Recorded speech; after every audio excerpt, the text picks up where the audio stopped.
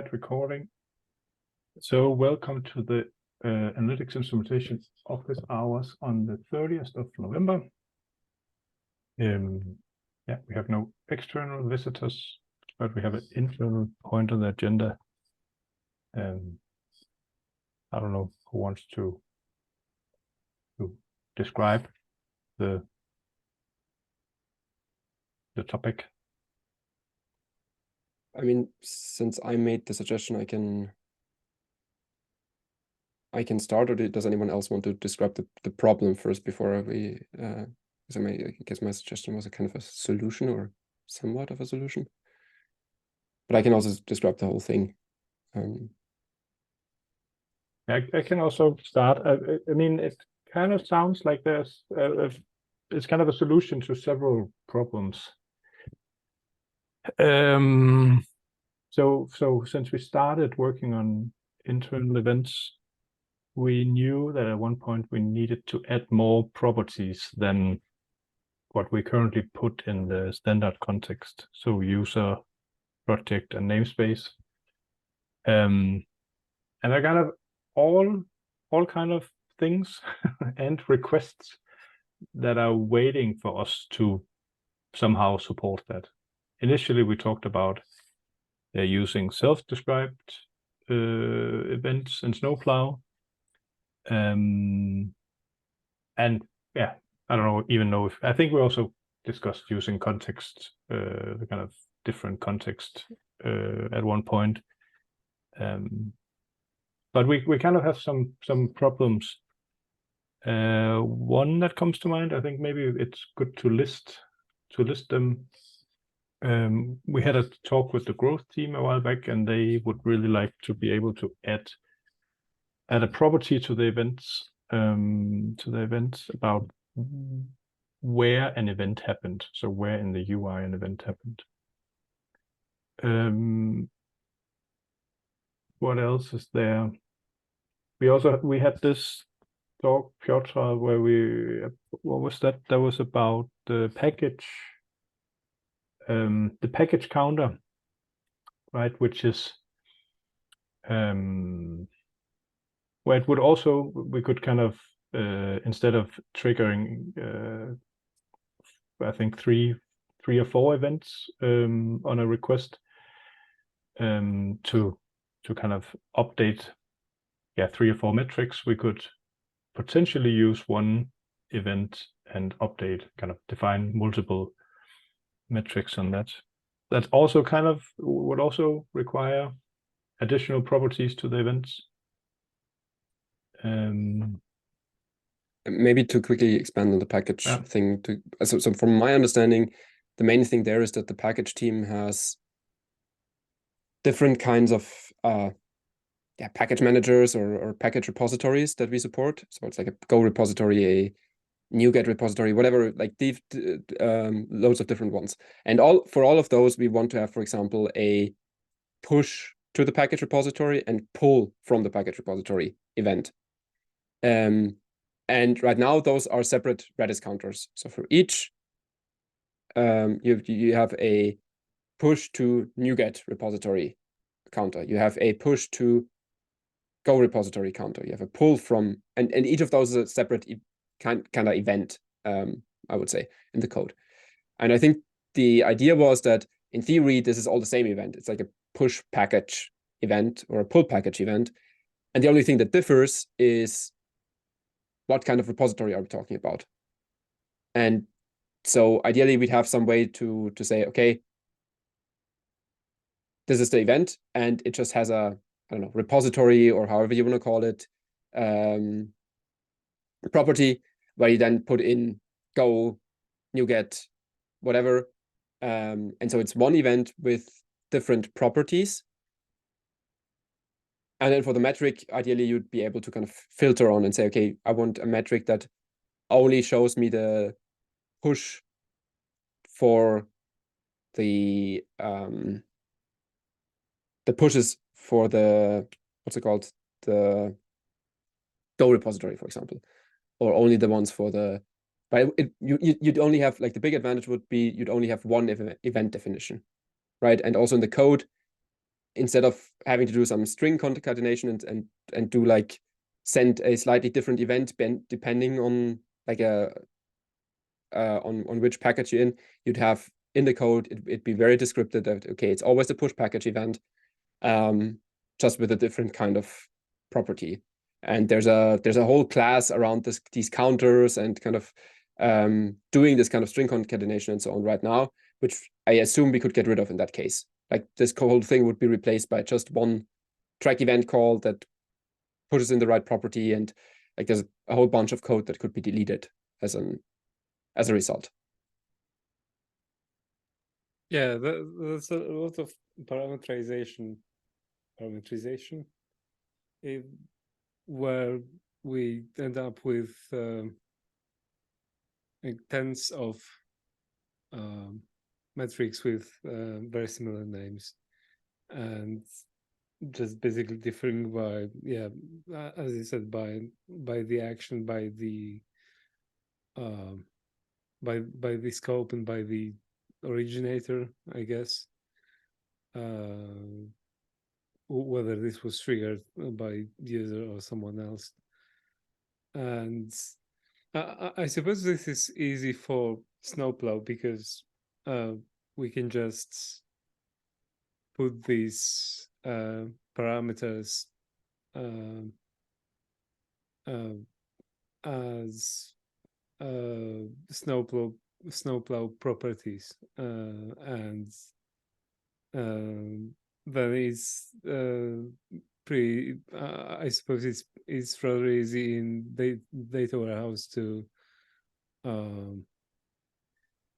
transform those events into usable insights. But if we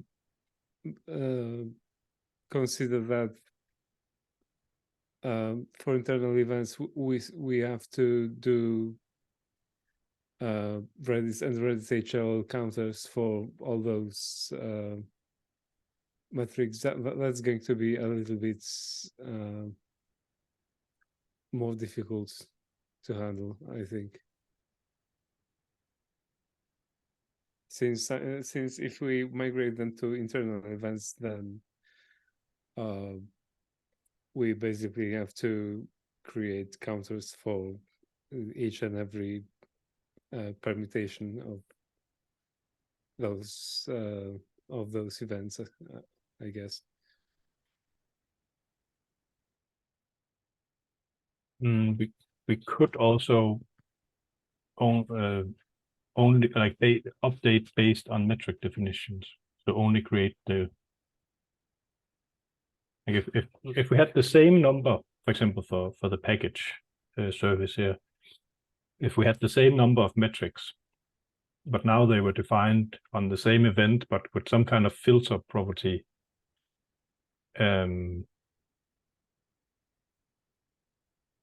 we would know that at the time when track event is called, and then we could update those Redis keys.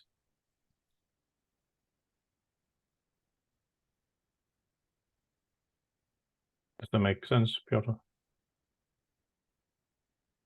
Yeah, I think it does.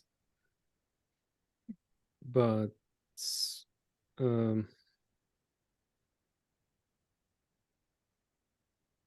yeah, or we could define that directly on the event definition. If we're going to add these parameters to Snowplow properties anyway. Yeah,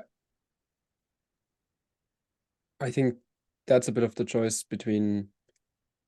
So in case of my understanding is, I mean, that Redis, especially Redis HLL. So if you talk about, or yeah, if it would be Redis HLL counters or Redis counters, I mean, it's a bit of the question of like, do we want to do things by default? So for example, if you have a certain property, then we also want to do counts, not only a total count, but counts per property. So we could even then sum it up again, I guess. But it would kind of create a bunch of different Redis counters for every event by default. And then you later on, if you define a metric on it, then it automatically can just use that. Or we just create counters for the things we have metrics for. And by that, kind of keep the number of Redis counters and Redis HL counters low. I'm not sure. I think right now we have kind of a hybrid approach, I assume. I think because for Redis total counts, we just do it automatically, I think. Right? We do like the total counts we do for every event by default, regardless of whether there's a metric definition that would use the total count. Whereas Redis HLL counts we only do when there is a metric definition.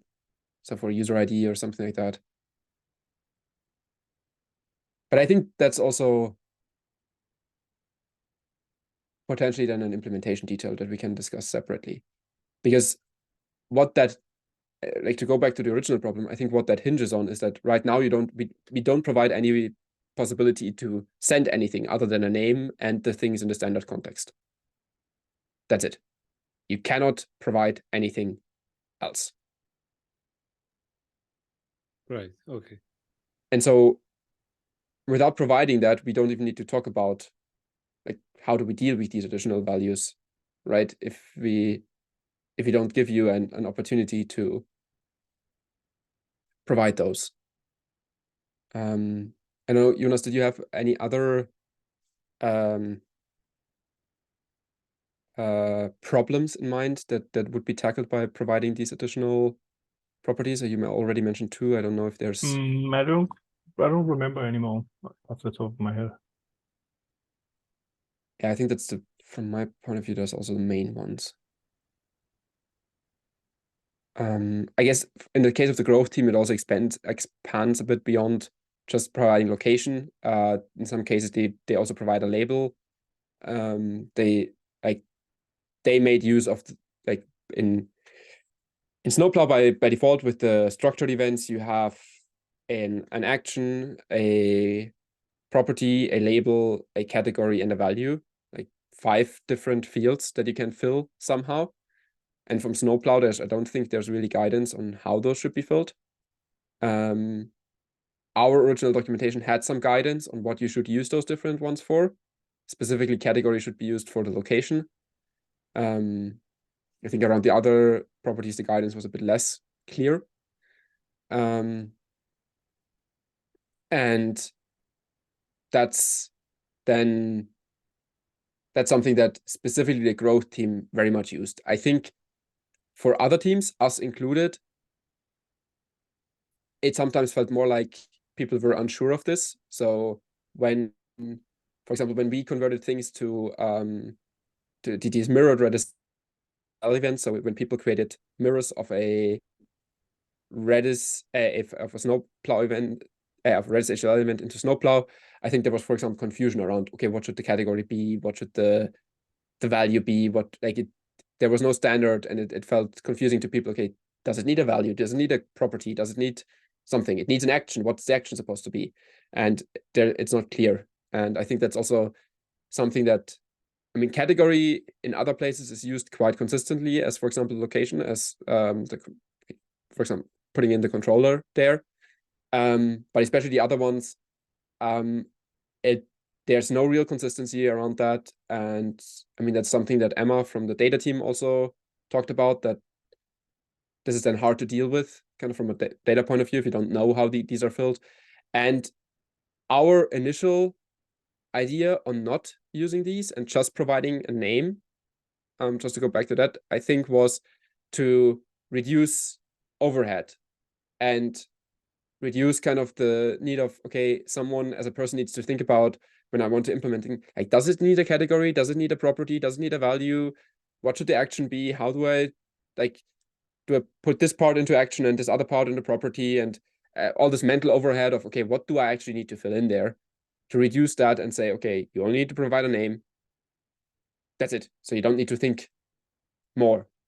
That's as far as I remember, our kind of one of the main reasons that we kind of reduced it down to just a name with internal events, right?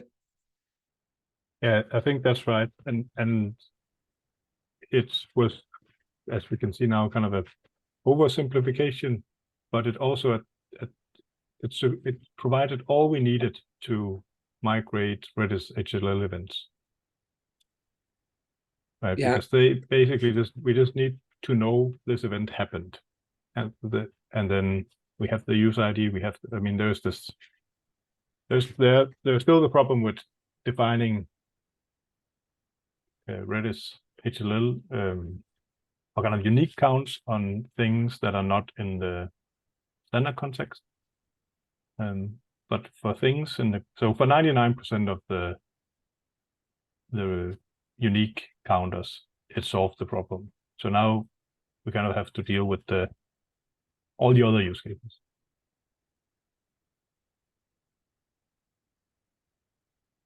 Yeah, and I think so. Just to compare, I mean, in the realm of product analytics, if we look at that part, and then also look at like competitors there, like kind of other solutions that provide like analytics software. The structured event approach that we are currently using with Snowplow, or that we used previously with Snowplow, that's with label and value and so on. This originally came from Google Analytics. That was the main software that uses it, and I guess Snowplow more or less copied it. I think that's they just want to have an easy migration path for people coming from Google Analytics and then going to Snowplow. But most others, and including by now also Snowplow with their unstructured or like self-describing events, nowadays argue for an event just has a name and then you provide additional properties.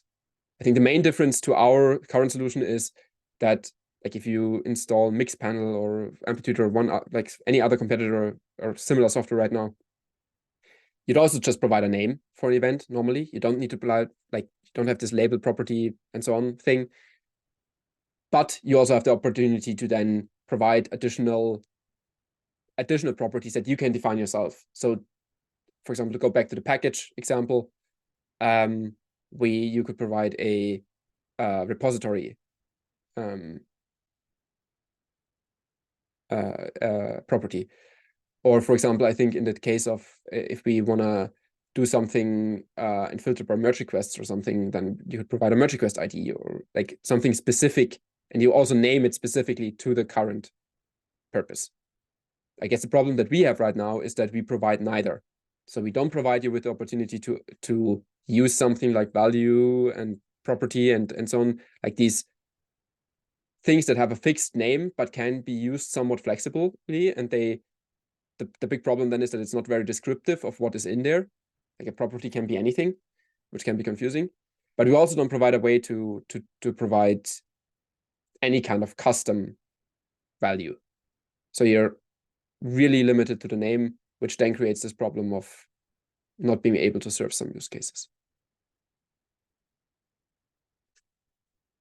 Doing self-described events would be pretty good, but the question is how that would impact the data warehouse, because I'd imagine the data team needs some kind of structure to those events to then build a model based upon this. So we would probably have to have some kind of rudimentary structure at least.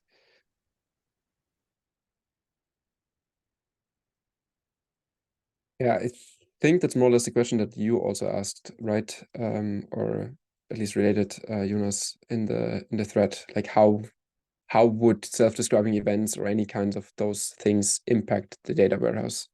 If I remember right. Yeah, I think both that, but also what would the impact be of kind of starting to provide these extra properties using the structured events, like as you propose, would that call and then maybe later move to self-describing events? Like I don't know how that migration path in the data warehouse would look. Yeah. So, I mean, I'm not the 100% expert there, but I think I can at least give some extra like insight onto how things would propagate into the warehouse. And I'm gonna share my screen quickly, I think, because then that makes it maybe easier to make sure that we're on the same page. Can you see my screen? So I think can you read the part on the side here? Is that big enough? Yep. Okay. Yep. So I think what's important to understand for the data warehouse is that right now the data warehouse is built to use structured events. I've never been part of a discussion of, okay, how much effort it would really be to support self-describing events. And I think, at least in recent times, nobody has really dived into that, apart from, I think, Miles once saying that it is definitely more effort than what we do currently. Because I think what is important to understand right now is that right now, the kind of top level of the data warehouse, so the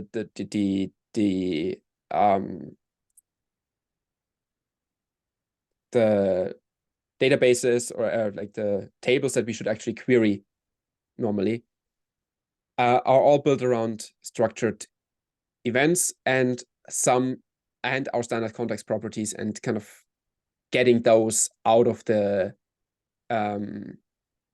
snowplow events. So as you all know, I guess, is that the data warehouse is like this layered approach. We start with kind of the raw incoming snowplow events, which have like, I think, 110 or something different columns.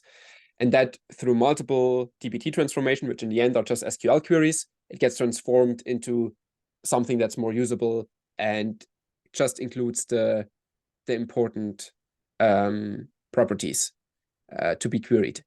So to make it more performant and more usable for people to query. And so, for example, the main, in my knowledge, one of the main tables to be queried for events is the smart behavior structured event. What you can see here is that it includes kind of the date data and so on. It includes these different event values. So the event value, event category, event action, event label, event property. So these 5 values that we talked about for the structured event, those are included there. It includes a contexts string and some other information that's derived from the standard context. So for example, that's this namespace is internal, namespace is ultimate parent, namespace type, the namespace ID that's derived from the namespace that the standard context provides. The GCC pseudonymized user ID that's derived from the user ID that we provide in the standard context, and that is pseudonymized along the way. So this kind of project ID is also something that's derived from the standard context. Yeah, I think that's mostly it. The plan name, I think, is also something that's derived from there.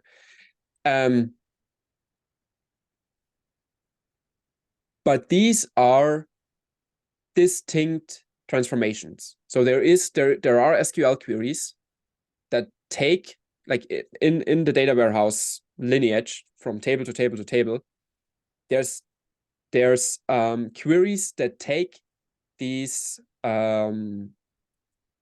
values from the context, because originally it's in the context field of the event, and put those into separate columns. so that the column is usable for and easily queryable. Because right now, I mean, if we can maybe quickly do that. If we look at one of these events,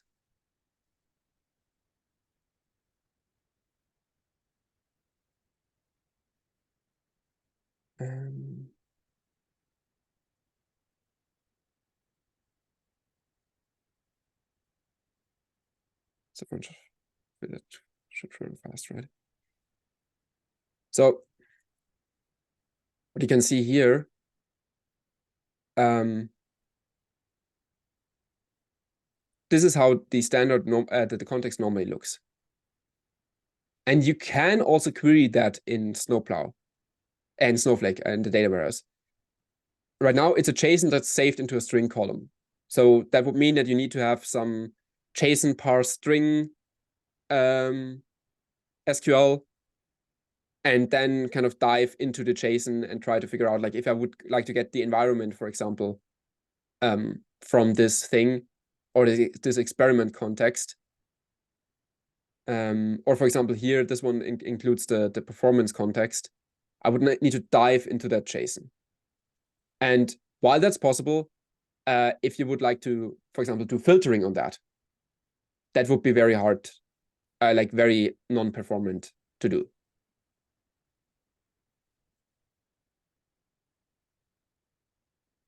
My understanding right now is that if we were to provide people with just either, I mean, you can, or take a step back. There's contexts, there's the context, and then there's, for self-describing events, there's just a column that I think is called self-described event or something like that, that looks kind of the same. So the only difference, like, it's also a JSON that has a bunch of different like other JSONs potentially, like it's an array of data elements that follow the self-describing event schema. It has some information in there, but if we were to provide people with a way, either using context or self-describing events, to just put whatever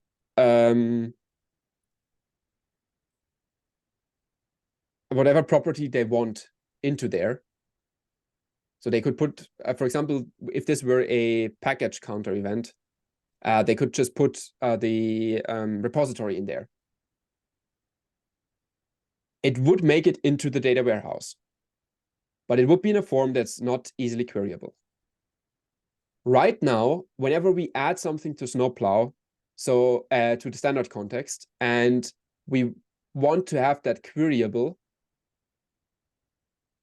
someone needs to kind of write the SQL to extract that from the standard context and put it into the table as a separate value. Then it's easily queryable. I think this one doesn't have the team member thing yet, but I think others maybe already have. Does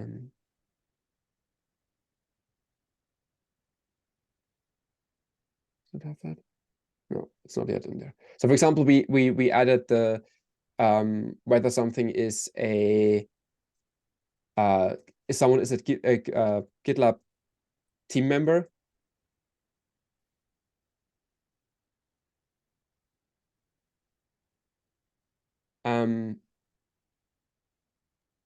I saw that the other day, so it must be And that maybe it's renamed. I think sometimes these things, which is also something that I guess we should talk about with the data team at some point. The things get renamed along the way. For example, Snowplow doesn't have a behavior at field. This is originally the derived timestamp. That's what it's called in Snowplow, and then it gets renamed to this.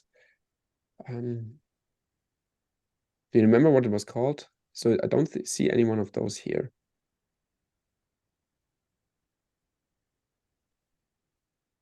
Yeah, maybe it's in another. So we have to. No, structure. right. It's not extracted yet. It's only in the it's only in the context I can see now. Yeah. Okay. So in theory, if we wanted to do effective queries where we exclude all GitLab team members, someone would need to extract it into a separate column, and then we can use it. Like people can use it there. And right now, there's no automated way for just to take whatever kind of properties are coming in there and create new columns for that. There might be a way to do that. I have no idea, but it definitely would require additional exploration, or into how Snowflake works and how, like, so we would need to think about how could we provide not only a way to send these things into GitLab, into the data warehouse, but also how could we, if people just provide whatever properties they want, again, repository ID, merge request ID, and so on and so forth, how do we create a way that this is also efficiently queryable?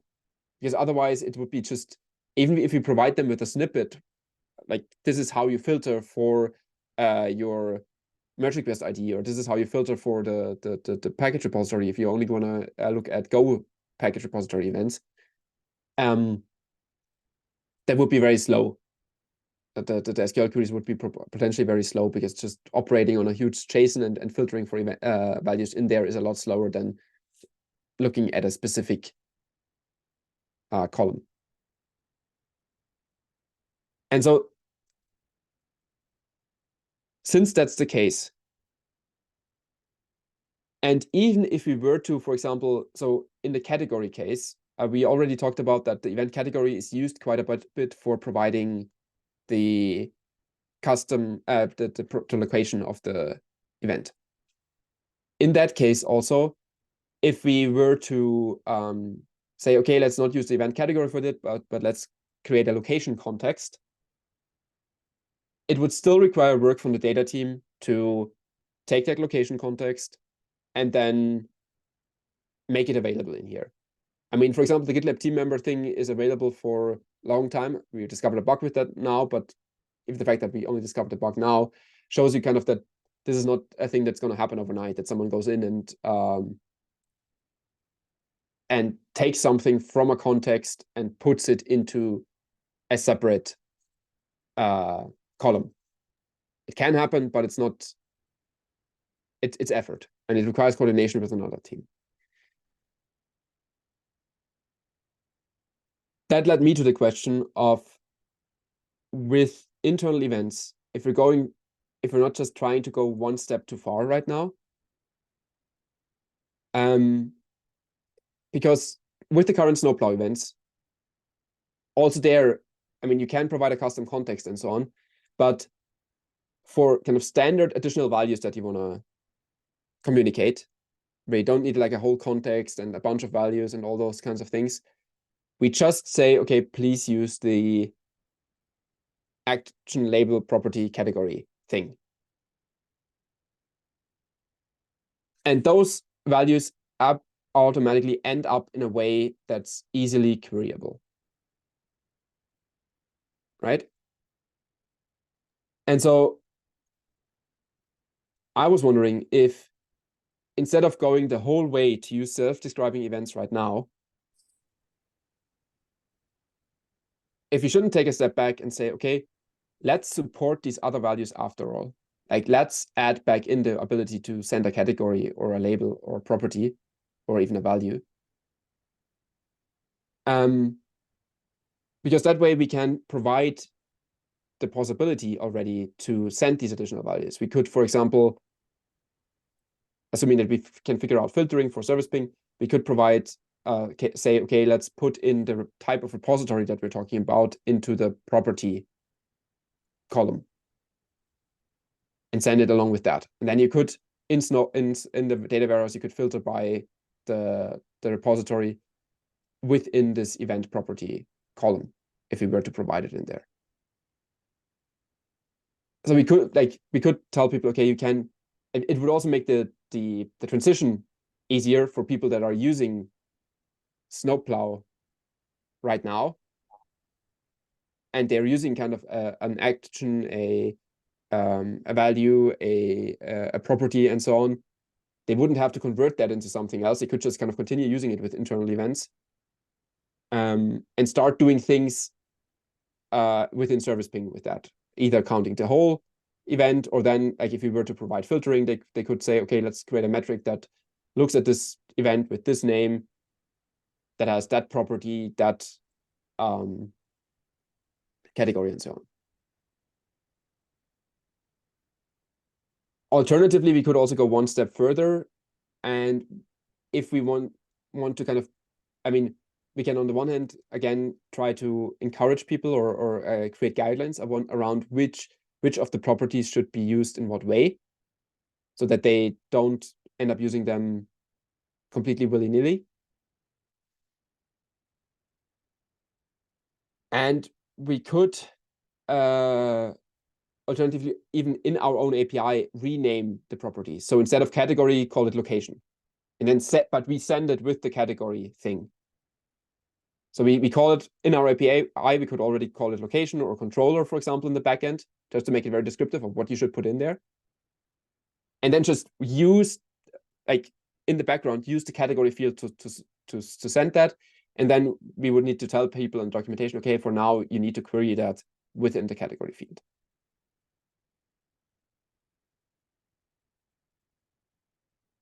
In theory, we could also start then already sending that also in some type of context. So kind of sending the same information twice, once in the event property field and once in the context. I don't think that's necessarily, I don't assume that's necessary. Because in theory, in the future, then, if we want to make the move to self-describing events, for example, which I still think would be valuable, to go towards context and self-describing, like to actually do the step to allow people to add whatever they want in a very easily queryable manner. I think that's still a step that we could separately do, because we control the API, so we could then at some point just move from sending these things in the separate, like in the label field, in the property field, and so on, just move towards sending those in some kind of context or some event, a self-describing event properties. Like, we could move towards sending them in a JSON, and then it's still up to the data warehouse to convert this and make it queryable. But that's something that we, like, regardless of when we want to do this move to self-describing events, it would always need some work in the data warehouse to either consolidate that inside of one table, or just provide separate tables for this and have like a breaking point, and write some SQL to make it then easily queryable. Because the original, like the low-level Snowplow, it just comes inside a JSON. That's, I think, never going to work for anyone to make it easily queryable. Right. That was a lot of speaking. Just try to kind of dump my thoughts. I hope it's not too much. But I'd be happy to hear any opinions or counter arguments or whatever. Yeah, I think yeah, go. yeah, so I was just saying, like, I think I like the idea of just pushing it into the action category and label and values, because it is the existing one, and we don't need to rely on data warehouse, like when they will work on it. Definitely self-describing will be a good option. But I think for now, if we can allow those 5 things, it would be good. One question I had was about the category. So right now we are by default sending internal events category, I think, right? So what will happen to that if we start sending location instead of that? We can probably move that to some context to free those attributes up, I guess. Okay. Yeah. Yeah, and we don't even need it to send it 100%. Like, we also have in the data warehouse, we also have the event or at least the metrics that are using internal events, and from that the event names. So we can also use that to kind of find out which events are internal events. Yeah, And otherwise we can use the context so I don't think it's like this is necessarily a No, a feature. I think it's there because it's required in Snowplow. Yeah. So and we didn't want to send the value there. So I think that's why it's there. I don't think there's anything relying on the value being internal events. I think if we can make use of those 5 things, because like people are, I think, more familiar with that, right? Using the existing tracking mechanism which we had before. So I think that would be good, like if we can allow that. Yeah.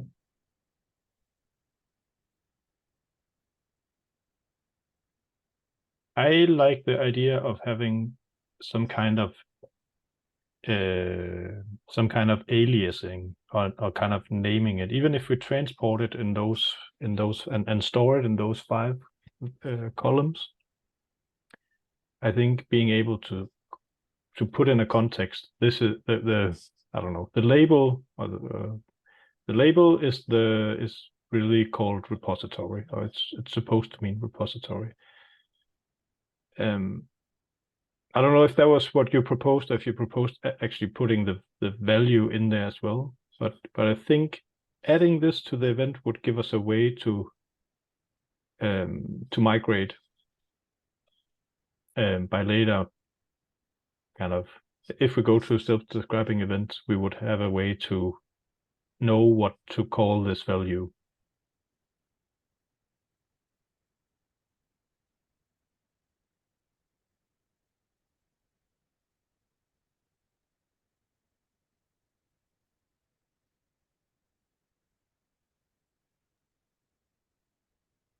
So I guess in that case, I mean, my original idea was to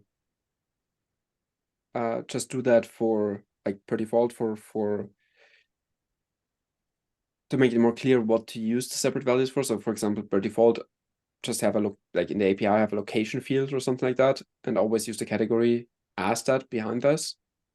But I could also see, from what I understand, how you describe it, that would be more like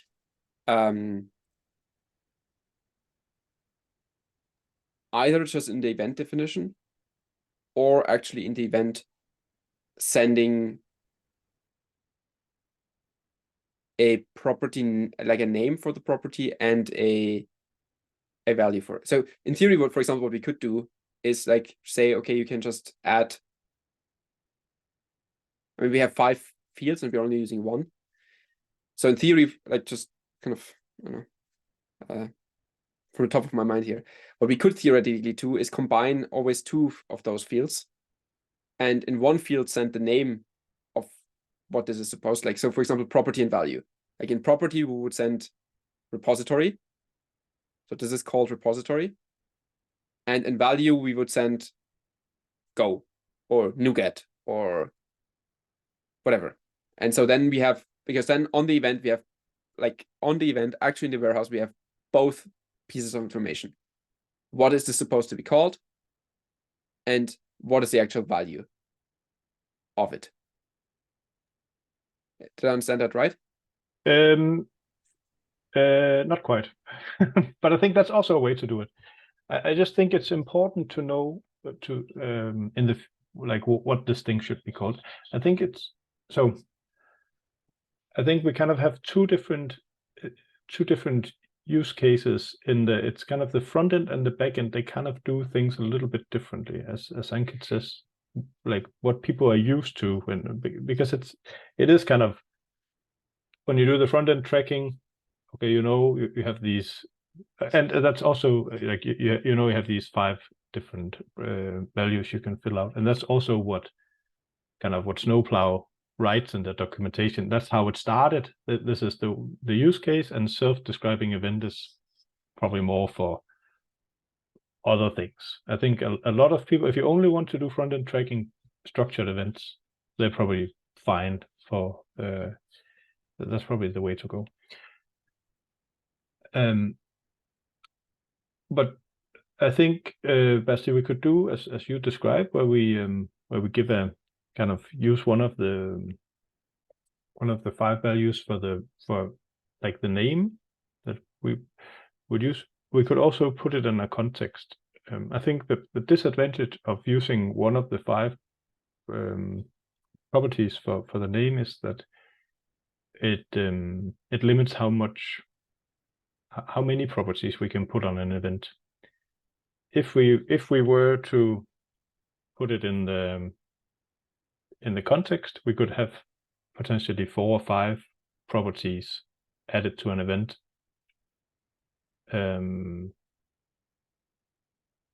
Does that make sense? Like, because we're not using any of those properties for naming information. If we would have that in the context, it would be lost. It's not lost, but it's not available as we described, as we just talked about, because it's kind of hidden in the context. But it would be available at the point in time where and if we want to do a migration. It's not until as long as we keep the table format as it is now, it's not really usable if we put it in the context. But I'm wondering if that's fine, if people just need to know where to look for it, and maybe we can tell them in different ways than having a separate having that in one of the columns.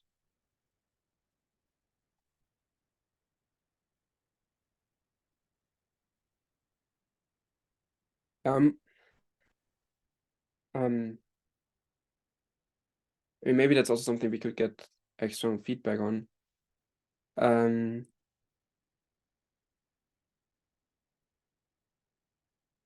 So what I'm wondering about in my head right now is like, is it the worst thing that if in the future these events that now are getting created now, and if we move them to self-describing events, if they would still send a property called label and a property called value and a property called name, or the category or something like that. If it's not nice,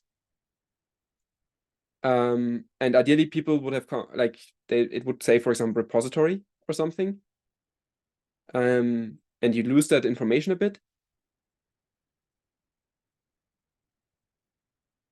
But this could also just be something that we say, okay, it's part of the migration path. We just don't do that right now at the same time. And in the future, then when we move to actual custom events and everything that's been instrumented beforehand, it's going to still continue to work, but it's just going to be called label until the end of time. And we don't try to kind of already think into the future too much on how can we make sure that these get converted also, because then just to make it easier for us in the moment and just like accepting that these properties might never be called that much. But I'm actually, for example, wondering right now, because if we were to move to self-describing events, then you have these JSON files in for Snowplow to describe the event properties, right? Right. Also, if you create a context, every property has like a name and a type in the description. I'm wondering, for example, right now, if it wouldn't be enough to just, for example, expose either all the additional 4 properties or maybe just a limited amount, like let's say 3, and reserve, for example, the category for something that we want to like enforce more strictly. And then just say, okay, but you need to provide a description also of what this is supposed to mean. Like label in my case means the text on the button, or property in this case means the repository that it's in. Then we don't have to provide that. And you would add that to the event definition, or what are you Yeah. thinking? Yeah. Yeah. I think that's a very, very good pragmatic way of doing it. Then, because then at any point in time we can decide if actually being able to name the properties will improve our users' life.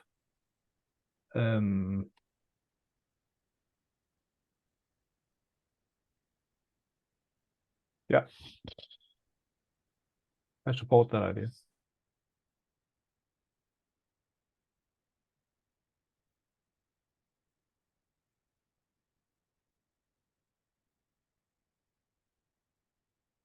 And I think separate from that, we could still think about, for example, with the category, because this has been so far used as the location.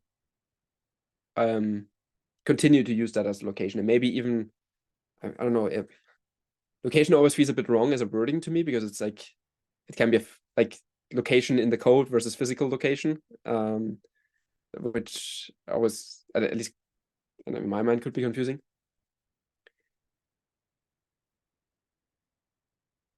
But I think we could still theoretically make that as something that looks like it's part. I mean, because we also don't say that, for example, user ID is part of the standard context, right? We just say, okay, you provide a name, a user ID, and for the user, it's completely transparent, intransparent that this gets sent in the standard context, and then it gets extracted out of the standard context again into a separate field.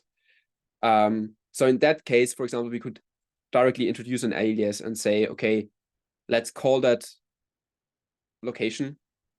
Or I don't know if we probably need to think through like what types of location could there be, like a controller, a model, or like where these things normally get triggered, because even in the backend, not everything gets triggered in a controller. I think in front end, it's sometimes used as part of a kind of like a sub area or something inside of the thing. So we could still think about, do we want to kind of alias the category to make sure that people actually always use it for some kind of location information? I mean, or not. I mean, we could also just say, okay, category is normally used for location information, and please provide a description of what kind of location you're using in your event. Like, so then people would need to write, okay, this is the like category in this case is the controller or the controller action or something like that. Yeah, I never really liked location, because whenever you put, say, a class name or a controller name, if something changes in the code, the hierarchy, or there is a rename, then what do you do in the events? Do you change the category for that event, or you just keep it the same and mismatched with what actually happens in the codes? It's rather difficult to keep up with changes with using location data. Yeah, I think in that case we would, like, if we do something like that, then we definitely have to provide very strong guidance around how you should use it. And for example, I don't know, use a programmatic way to get the controller name so it automatically gets updated, and that's then just how it is. But I think, again, we have there's kind of two different concerns, front end and back end. Do we need the location on the back end? Yes. We do? Yes. So the thing is, so from what I understand, from a data perspective,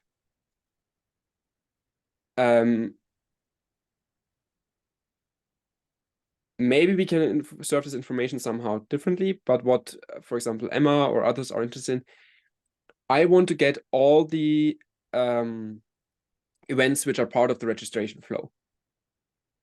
I don't care about specific events, but I need all the ones that are part of the registration flow so that I can show them in one dashboard. And how she does that right now, I think the example she's giving is, I mean, it is kind of error prone, but it is more or less kind of a string comparison of, okay, in the category, does it say registration? And then you have like the different registration controllers and pages that are related to registration. And the thing is, actually, in the front end, there's still some need for that information, because again, it's then not referring to a page, but more to like maybe a sub area of the page or to some types of pages. But at least in the front end, they normally have the URL. which gives you somewhat of the same information. It has the same problem that Piotr mentioned, that I mean, it gets auto-generated, but it can kind of change under your feet. Like, I don't know, from registration, it's changed to trial registration or something like that, the URL, the page path. I mean, for example, Emma talked a bunch of times about getting the page information everywhere. So if there would be a way to just, like, on the back end say, okay, which front end page that would happen on, I think that would be the same information that she likes to get.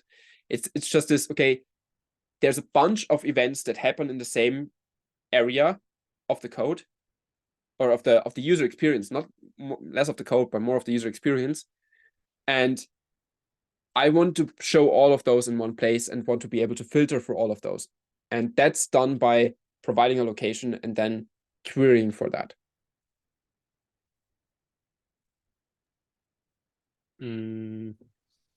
How about like putting a location or class name in a context, so that's included automatically with every event, but then using the category for some restricted subset of information, like feature categories. Would that be at all helpful? Or could be, definitely. We have the open issue around location. I think that would be a good suggestion to, I mean, the more of these things we can theoretically provide automatically, the better it is for the user. If the user doesn't need to provide a category and think of, like, even if the documentation would tell them, like, okay, this is how you get the controller name or something programmatically, if you can instead do that automatically and just pass the class name from where this was triggered or something, that might already be a lot better, because then it, like, the API surface becomes smaller and information would automatically be there. It would be always formatted the same way, right? So there's no chance that someone messes up, like, I don't know, in the double colons or single colon or whatever kind of thing. But so yeah, but definitely. if you do that, then would you then add that to a new column in the data warehouse, extract it and put it in a new column in the data warehouse? I think that's something that we could then, like, on those specific cases where it's like, okay, this is a specific value, we could also talk to the data warehouse team of, okay, how much effort is it actually, because if it's like one additional context field, for example, on the standard. So from my understanding, from a effort point of view, I once asked my stat, the easiest thing is you have an existing context, there's one additional value, extract that one. It's still effort, but it's the easiest. Like, for example, the is GitLab team member, extracting that one from the standard context. And if we were to add, I don't know, controller or location or something to that, it's effort, but manageable. And the only thing easier would be to reuse an existing column. Next level would be to add a new context. So if we were to add like a location context and provide values in there, and then extracting those. Again, still possible, but then more effort.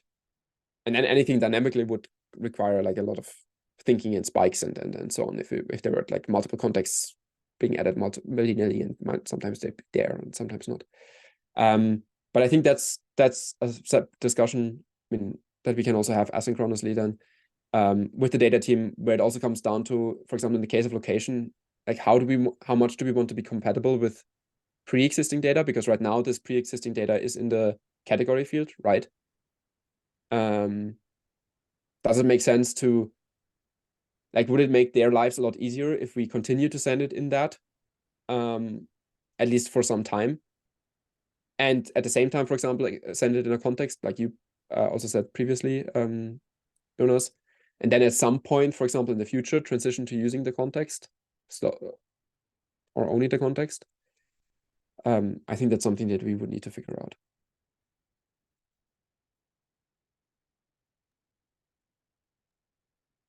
One thing I was just thinking about,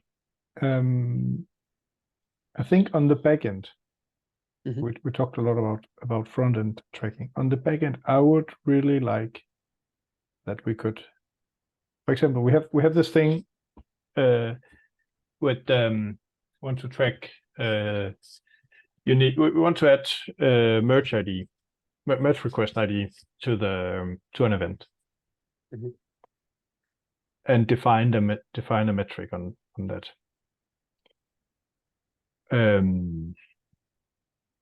How could we make that a nice experience? Because I think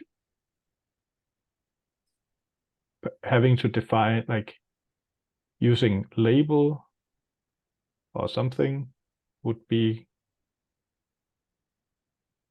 kind of strange. Yeah.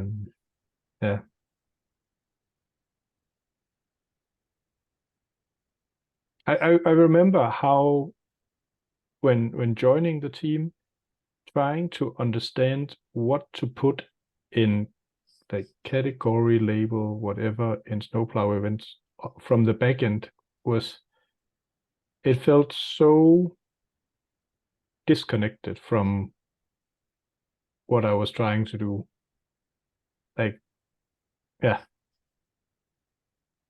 And also to understand how other events were kind of using that. And I wonder if we can somehow get it into the, like, with the limitations of structured event, if we can somehow make it invisible to the user that how it's getting transported into the data warehouse.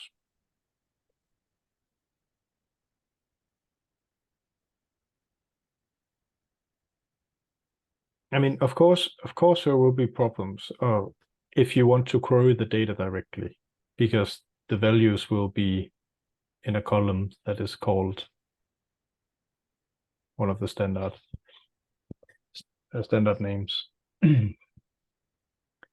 But I think if we could have it such that you can write a metric definition, you can call track event and just pass in merge request ID colon, I just merge request, I guess you would pass, and that would make it way to the data warehouse, and the data warehouse would pass the same metric definition and compute the metric values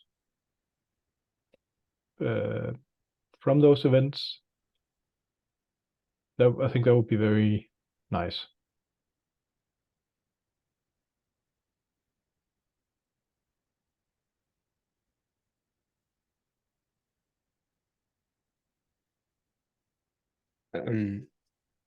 I completely agree. I'm just wondering kind of how much is that like achievable, like, and from an iteration point of view. Yeah. Because so the question from my point of view is, right now, I mean, we made the choice to kind of push for internal events, and we discovered that there's a bunch of use cases that we cannot support right now. And I think with internal events, we're trying to simplify multiple things at once. So we're like, one of them, I think the more obvious thing that we're trying to simplify is you no longer need to, there's no longer 3 different ways to call event tracking. Like, there's one way to call event tracking. You call it internal events tracking. You don't need to care about Redis HLL, all these things. You don't really need to care about, are you on self-managed or not? You just have the internal event tracking. so that's one pillar, and I think that's the one thing that we also kind of have achieved right now, or at least to an extent, because I think there's really no reason anymore to use Redis total counts or Redis HL or something right now, for 99% of the use cases. The part that we're now also trying to simplify is setting up an event in general. It's not like there's only one place to set up an event. It's also kind of, you only have, like, the setting up an event is very easy, and you can provide properties where the names make sense, and you don't need to provide properties that you don't want to provide, and all those kinds of things.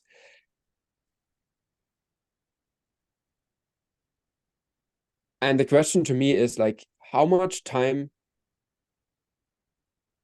or that what I also tried to bring up with the proposal is, maybe it's too much to achieve at once.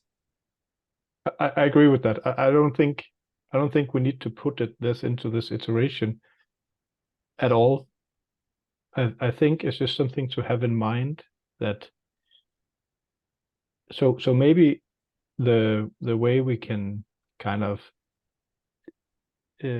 put the limits on this, so to kind of define the scope and what is out of scope.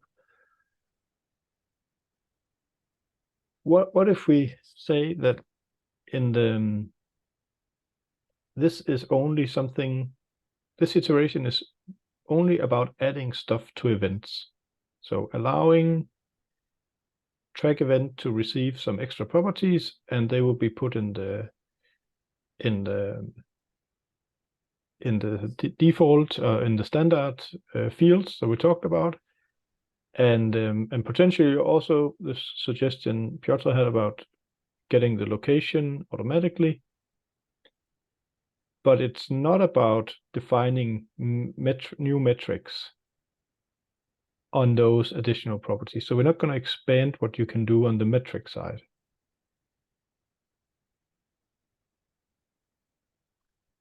For now. But we can do that in another iteration. Because it would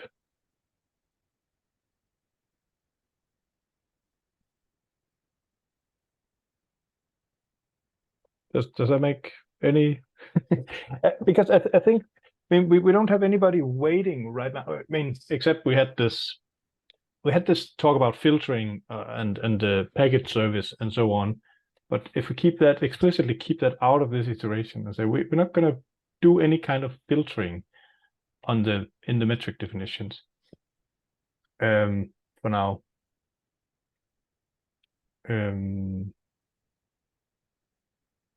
Yeah, Then I think we can, like all the talks we had with the growth teams, like all the issues that they have about what they want to track would be solved by this iteration. Totally. I mean, I definitely don't like put that in one issue or something. It's more about, from my point of view, it's like, keep something like filtering in the back of your mind as something that we want to support in the future, because that's like the immediate other. Because otherwise, I think if we wouldn't support filtering in the future, then we would just need to go back and say, whatever information you need to put into the name. Because otherwise, like, if we cannot provide you with filtering, then the only way to kind of filter is to have a different event name. And then we're back to kind of square one. So that's why you need to think about filtering, or that it should be possible in the future. We don't need to support it right at first. I would then rather say, let's take a step back. Let's move this package counter thing to the side, for example, or any other events that we want to convert that would need filtering. And let's just say, let's just start supporting additional properties via the existing 5 fields that there are right now in some way, shape, or form. Create a proposal around that. And then next step, like do, for example, filtering and so on, and like verify this with the growth team that this would fit their bill. And from my point of view, the most important thing there would be that ideally, from an API point of view, regardless of backend or frontend, anything we already think about an API that then would also provide additional possibility to create custom really custom properties, which then this label and value and so on thing would just be a part of. So from my point of view, what we want to ideally, I think what we want to prevent from a migration point of view is the stuff that we're doing right now all the time, which is going in and modifying single track event calls. Like that's what we are doing right now when we move to tracking internal events. And ideally, from my point of view, I think what should be the target here is then to expose these things in a way that the move to self-describing events and so on and so forth in the background, I don't know if that's possible, but ideally that's not something that touches the API surface. But that, for example, right now, I mean, I don't know. I mean, you have like, I don't know, a hash or something you provide with additional properties. And right now we make sure that it's only label, value, category or something in theory. And we throw an error otherwise. And then, I don't know, a year down the line or in a half a year or something, if we were to move to providing additional properties, however you want, we just remove that kind of the error, and suddenly it would become possible. And all the existing calls wouldn't need to be touched. Maybe there's some additional work in the data warehouse that needs to be done, but that's like a one-off thing where it's like, I want to get what I'm trying to say is I want to get away from the point where every time we do we do something new, we change something, we need to create like thousands of migration issues to go through all these kind of metrics and events and so on and migrate them one by one, because the teams are not going to do it. And rather move to a point where this all happens behind the scenes inside of what we do behind our API and what happens in the data warehouse. Because if there's one additional table or SQL query or something that needs to happen there or something, that's fine. I mean, even if it's effort, I think it's long, like when we move to something else, that's a lot better if it's just one thing there than us having to migrate all these single things. I think that's ideally, that would be my target of that iteration, to kind of come up with a way to, okay, we restrict it now to those few properties, or, I mean, going back to my original, the previous idea of saying, for example, you provide the name of the property in property and the value in value or something like that. We could also say, okay, it's restricted to one or two additional properties, because I think my assumption would be most use cases need maybe one or two properties, but not 5 or 10. Then you go into the realm of custom context and like things that are way beyond what we want to do anyway. So the restriction could be around naming. So they need to be named label, property, category or something, or around amount. You can only provide 4 of those, and we somehow map those automatically to, or 2 of those, and we somehow automatically map them to these columns. Some way, shape, or form that we kind of restrict it right now, and then can expand it in the future if we were to move to, now you can add whatever you want. But would you put these in the first iteration or the second iteration? Yeah.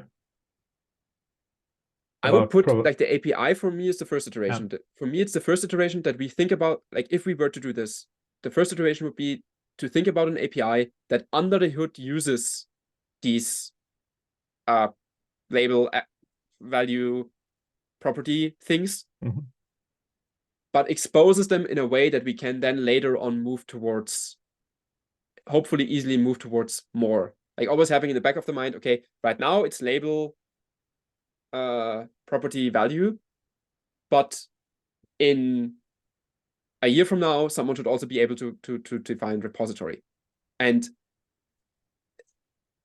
that thinking for me should come into play when we think about the API for us, like our user interface, and our user interface is the API in the front end and the back end, and the event and metric definitions.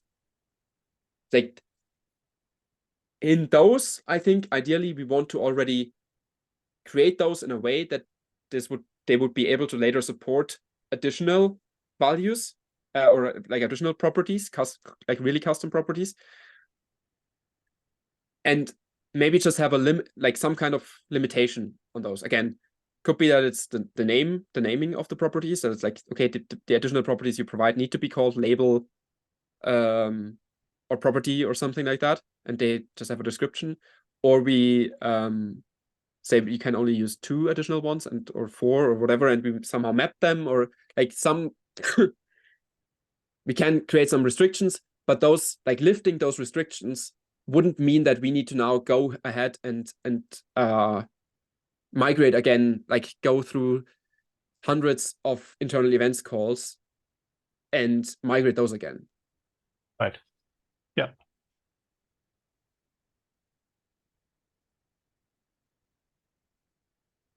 I think would most currently I would be a fan of adding, like exposing all of the 3, like a property, category, and value, exposing those in the API.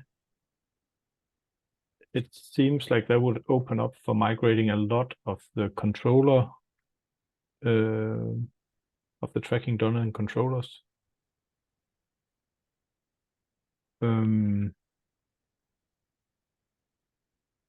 And then think about adding, like how we would add the names. Yeah. But that also means we don't need filtering now, right? We don't need to. We can also put a limitation that we will not allow these properties for uniqueness, for example. Right? I think that's okay to say. We're not going to allow label to be used as a unique key In the first iteration. Yeah. In the first iteration, right? And just say this is not supported. Yeah. Okay. Because then you can already implement it in theory, and someone can just, I mean, because the idea, the cool thing about that, at least from my perspective, is then you can tell someone to already implement it in a certain way, for example, using label or something, and tell them, okay, right now you can only do this kind of total count. You can already see the additional values in Snowplow, right? You like in the data warehouse. So if you for GitLab.com, you can already actually do uniqueness and filtering and so on. It's just SQL queries that you need to do.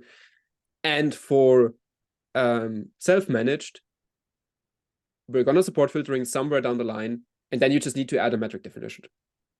Then you don't need to change your code in any way normally, like ideally, but you just add some ways, like a metric definition that looks somehow and has like a filtering key in it or something. Mm-hmm.